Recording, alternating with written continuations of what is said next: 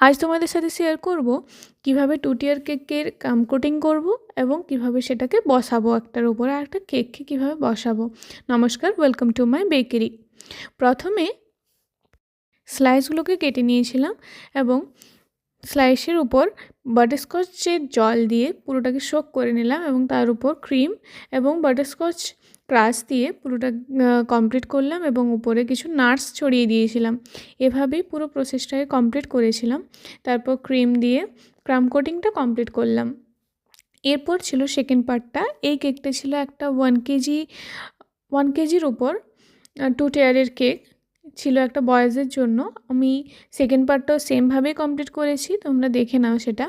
তারপর যেহেতু এটা ছিল একটা বয়েজের জন্য কেক, তাই আমি ব্লু এবং পিঙ্কের উপরেই শেডটা রেখেছিলাম, কারণ যে প্রেফারেন্সটা দিয়েছিলেন সেটা ছিল পিঙ্কের উপর।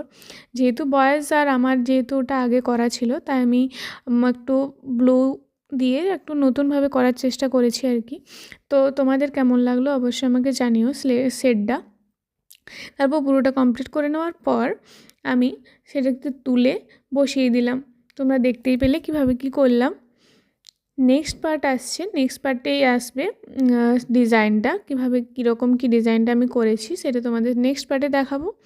ভিডিওটা তোমাদের কতটা ইউজফুল লাগলো, কতটা ভালো লাগলো অবশ্যই আমাকে কমেন্ট করে জানিও। ভিডিওটা ভালো লাগলে প্লিজ লাইক কমেন্ট করো, অবশ্যই পেজটিকে ফলো করো। Thanks for watching. Har Har Mahadev. দেখা হচ্ছে নতুন কোনো ভিডিওতে। ভালো থেকো, সুস্থ থেকো, সাবধানে থেকো। পার্ট 2 খুব জলদি আসছে।